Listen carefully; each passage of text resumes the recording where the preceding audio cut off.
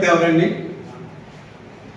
భారతదేశంలో మొట్టమొదటి Nobel prize పొందుకున్న శాస్త్రవేత్త 1913లో రవీంద్రనాథ్ ఠాగూర్. ఆ తర్వాత సెకండ్ ప్లేస్ లో సివి రామన్ అనే ఒక వ్యక్తి 1930లో నోబెల్ ప్రైజ్ గ్రహీత. మీరు ఇంటర్నెట్ లో కొట్టినట్లయితే who is the first man to get the Nobel prize in the 1930 అని కొడితే డీటెయిల్స్ అన్ని వస్తాయి. నోబెల్ ప్రైజ్ పొందుకున్నారు, ప్రభుత్వం గుర్తింపునిచ్చింది.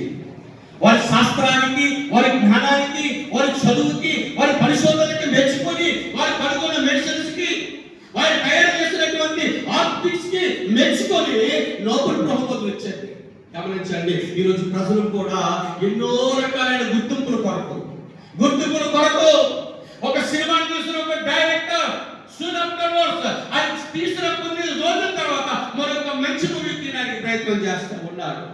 ఒక నిర్మాత, ఒక డైరెక్టర్ 1000 కోట్లు తీస్తే మరొకరు 2000 కోట్లు పెట్టి ఒక ఎంటర్టైన్మెంట్, ఒక 3 గంటలు ఎంటర్టైన్మెంట్ చేసే ఆ పిక్చర్స్ తీయడానికి ఇష్టపడుతూ ఉన్నారు.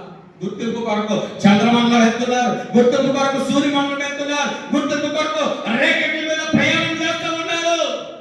ప్రపంచంలో అత్యధికమైన ఎత్తైన శిఖరం ఏదంటే ఎవరెస్ట్ శిఖరం. ఆ శిఖరాలకి జెండాలు పాతి మేము గొప్పవాళ్ళని, మేము ధైర్యవంతులము, మేము ధైర్యవంతులము, మేము సాధించాము, we are the great, we are the hero అని ఎన్నో గొప్పలు చెప్పుకునే వారు ఎంతమంది గుర్తింపు కొరకు, ఐడెంటిటీ కొరకు పరుగులు తీస్తున్న వారు ఎంతమంది ఉన్నారు. నేను అంటాను, వాళ్ళందరికంటే గొప్ప త్యాగం చేశారు. సివి రామన్ గారంట ఒక రోజు ప్రియ దేవుని సంగమా, దేవుని సేవకులారా, బెంగళూరులోని ఒక భౌతిక పరిశోధనశాల ఒక దానిని ఓపెన్ చేసేటట్టు ఆయన సివి రామన్ అనే వ్యక్తి, భారతదేశంలో 2వ నోబెల్ ప్రైజ్ పొందుకున్న వ్యక్తి. ఓపెన్ చేసినప్పుడు దాంట్లో వర్క్ చేయడానికి నోటిఫికేషన్ ఇస్తే 100 మంది వచ్చి అటెండ్ అయ్యారు. అందులో 7 సెలెక్ట్ అయ్యారు. 7గురిలో 3 ఫిల్టర్ చేశారు, ఫైల్ వచ్చేసారు. ఆయన మరుసటి రోజు కారు మీద వెళ్ళిపోతూ ఉంటే అకస్మాత్తుగా సడన్ గా ఒక ఎవరొచ్చి వచ్చేటట్టు పరిగెత్తుకుంటూ,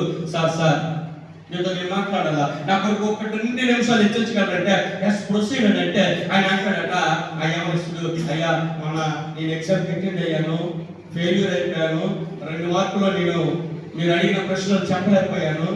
అయితే దేనికి వచ్చావయ్యా? ఆ రోజు అప్లికేషన్ నింపి మీరు డబ్బులు ఇచ్చినప్పుడు మీ ఆఫీస్ స్టాఫ్ తిరిగి ఎక్స్ట్రాగా నాకు 7 రూపాయలు డబ్బులు ఇచ్చేసారు. ఆ డబ్బులు తిరిగి ఇచ్చి వెళ్ళిపోదామని నేను వచ్చాను. పోలీలాగయ్యా, నీకు ఎక్స్ట్రాగా డబ్బులు వచ్చాయి కదా, నీకే నష్టం లేదు కదా, నువ్వు ఉంచుకో, ఆ డబ్బులు దాచుకో అన్నట్టు ఆయన. రామన్ గారు అంటే ఆ మాటకి ఏమొచ్చినట్ట, నాది కాని వస్తువు ఏది కూడా నా దగ్గర నేను ఉంచుకోవాలి, నాది కాని వస్తువు ఏది కూడా నా దగ్గర నేను ఉంచుకోను సార్, ఉంచుకోనండి అని అంటే, సరే ఉదయం ఆఫీస్కి వచ్చుకోవాలంటే, సార్ నేను ఫెయిల్యూర్ అయిపోయాను కదా, నేనగా ఆఫీస్కి వచ్చి కలుస్తాను, నేను చెప్తున్నాను కదయా మార్నింగ్ వచ్చి ఆఫీస్కి వచ్చి కాదు. ఆఫీస్కి వెళ్ళగానే ఆ ఎవరిస్తున్నట్ట స్టాఫ్ చేసి సంతకం పెట్టి you are appointed as a lecturer in this auditorium, ఇక్కడ పని చేయడానికి, జాబ్ చేయడానికి నేను నీకు అపాయింట్మెంట్ ఇస్తున్నాను, యు ఆర్ సెలెక్టెడ్ అన్నట్ట. సార్ నేను ఫెయిల్ అయిపోయాను. అవును నువ్వు ఫెయిల్ అయిపోయావు, కానీ భౌతిక శాస్త్రంలో యు ఆర్ ఫెయిల్యూర్, కానీ బ్రతుకు శాస్త్రంలో నువ్వు పాస్ అయ్యావయ్యా. నీ నమ్మకత్వం నాకు నచ్చింది అన్నప్పుడు ఆ యవనస్తుడు సివి రామన్ గారి కంటే ఉన్నతమైన పరిశోధనలు చేసి, ఉన్నతమైన విద్యను అభ్యసించి, ఆ రోజుల్లోని అమెరికా భారతదేశపు 2 దేశాల పౌర హక్కులను కలిగినటువంటి వ్యక్తిగా ఉండి అమెరికా దేశానికి వెళ్ళి ఇండియా తరపున నోబెల్ ప్రైజ్ అందుకున్నటువంటి మొట్టమొదటి ఇండియన్ గా నారాయణ చంద్రశేఖర్. ఆయనే చప్పట్లు కొట్టి దేవుని నామాన్ని వాయించాలంట.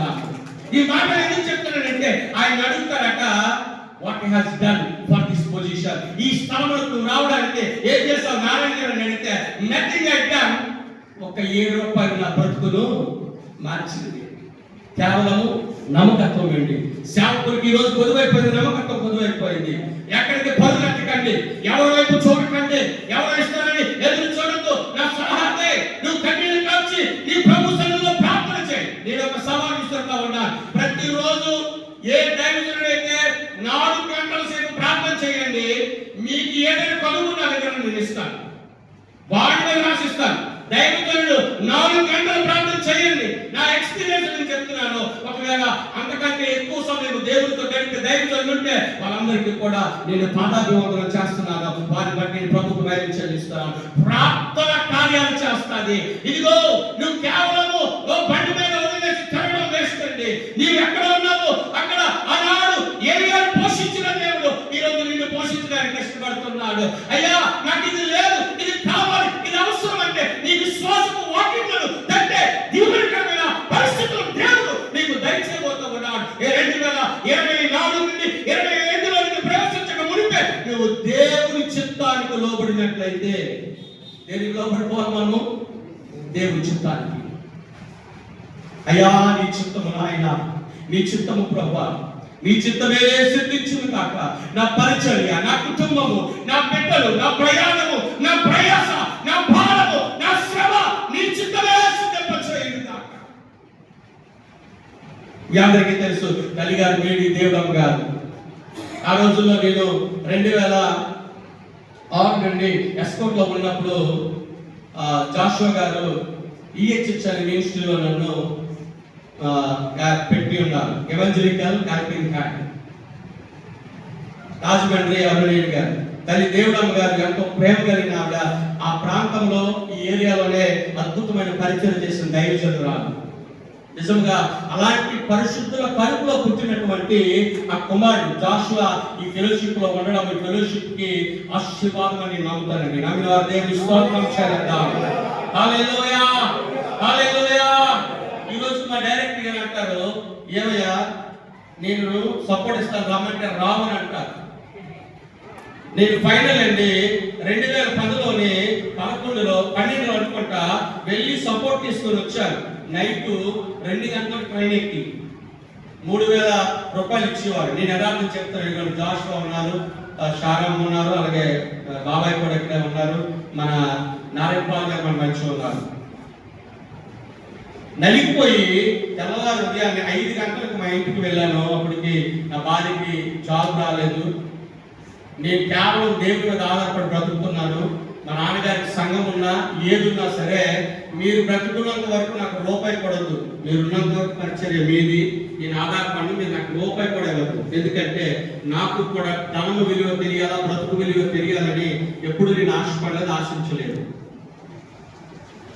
బ్యాగ్ తీసి ఇసిరేసానండి ఇంట్లోకి. నా చేతులను బ్యాగ్ తీసి ఇసిరేసాను. పోషిస్తే దేవుడే నన్ను పోషించాలి. ఏ సంస్థ వైపు నేను చూడదు, ఎక్కడికి వెళ్ళను, అదే ఫైనల్ అండి. నేను ఈహెచ్హెచ్ లో రిజైన్ చేశాను. ఈ రోజుకి నేను ఈహెచ్హెచ్ దగ్గరికి నేను వెళ్ళలేదు. నాకు అనేక మార్లు ఆ దైవజనులు నేను ఎంతగానో ప్రేమించే దైవజనులు ప్రశాంత్ కుమార్ అలీన్ గారైనా వారి సహోదరులు చిరుబాబు గారు అన్నారు.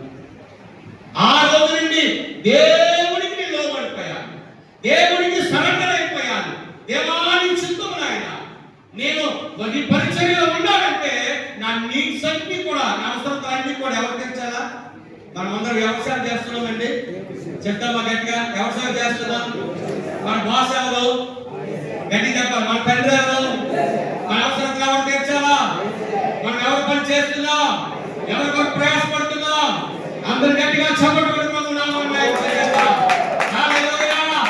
కంపెనీలో ఉద్యోగం చేస్తే ఆ బాసు చేతిస్తాడని వర్కర్స్ అందరూ ఎదురు చూస్తారు. ప్రియ దేవుని బిడ్డలారా, ఇదిగో మనము రాజులకు రాజైన ప్రభువులకు ప్రభుడైన ఆ యేసుని పని మనం చేస్తున్నాం. సర్వలోకమును సృష్టించిన సృష్టికర్త పని మనం చేస్తున్నాం. గమనించండి. అందుకే దేవుడు అంటాడు, నీతిమంతుడు ఖర్జూర వృక్షము వలె. ఖర్జూర వృక్షంకి ఒక ప్రత్యేకత ఉంది. అసలు ఖర్జూర వృక్షం ఎప్పుడు పుట్టింది? 6000 సంవత్సరాలు క్రీస్తుకు పూర్వం. ఇప్పుడు కాదు, క్రీస్తు పుట్టక మునుపు 6000 సంవత్సరాల క్రితం నుండి ఖర్జూరము వృక్షం ఉంది. అది 30 నుండి 90 డిగ్రీల ఆ ఉష్ణోగ్రతలో కూడా ఆ చెట్టు ఎదుగుతూనే ఉంటది. అందుకే గమనించండి, ఎడారి ప్రాంతాలు ఎక్కువ ఖర్జూర వృక్షాలే. ఎంత వేడి ఉన్నా, నీరు లేకపోయినా వన్స్ అది మొలకెత్తితే దాని యొక్క డెవలప్మెంట్, దాని ఎదుగుదలను ఎప్పుడు కూడా ఆపలేదు. ఖర్జూర వృక్షంలో, ఖర్జూర పండులో 8 రకాలైనటువంటి విటమిన్స్ ఉన్నాయి. అందుకే ఖర్జూరపు చెట్టులో ప్రతి భాగము కూడా సంపూర్ణంగా పనిచేస్తాయట. సంపూర్ణంగా పనిచేస్తాయి. అన్ని విధములుగా అటు బట్టల్లో నుండి తీసిన వాటిని మెడిసిన్స్ కు వాడతారు. ఖర్జూరాలు ఆరోగ్యానికి ప్రతికుంటాయి. ఆ విత్తనాలను కూడా పిండి చేసి గల్ఫ్ కంట్రీస్ లో సోప్స్ కు వాడతారట. అందులో పోయేదేమి కూడా నేను అనుకుంటాను అప్పుడప్పుడు హిస్టరీ అంతా చదివినప్పుడు బహుశా దేవుడు అందుకేనేమో ఆయన బిడ్డలను నీతిమంతులను ఖర్జూరపు చెట్లతో పోల్చాడు. నమ్మిన వారు దేవుని స్తోత్రం చేయాలి. హల్లెలూయా. అడవిలో సింహం పిల్లలు ఆకలి కొనేమో గాని ఆయన నమ్మిన వారిని ఎన్నడూ కూడా దేవుడు ఆకలిగా ఉంచు. నేను ఫస్ట్ ఫ్లైట్ ఎక్కినప్పుడు ఈ ఫ్లైట్ ఎక్కగలను అనుకున్నాను. ఆ తర్వాత చిన్న చిన్న కంట్రీస్ 9-11 కంట్రీస్ నేను తిరిగేశాను.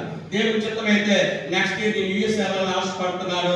దేవుడి చిత్తమైతే ప్రభు నడిపించలాగిన మీ అందరి ప్రార్థనలు జ్ఞాపకం చేసుకోవడం మనం చేస్తున్నాం. నమ్మిన దేవుని స్తోత్రం చెల్లిద్దాము. హల్లెలూయా. మనం ఏమి చేయాలో ఎక్కడికి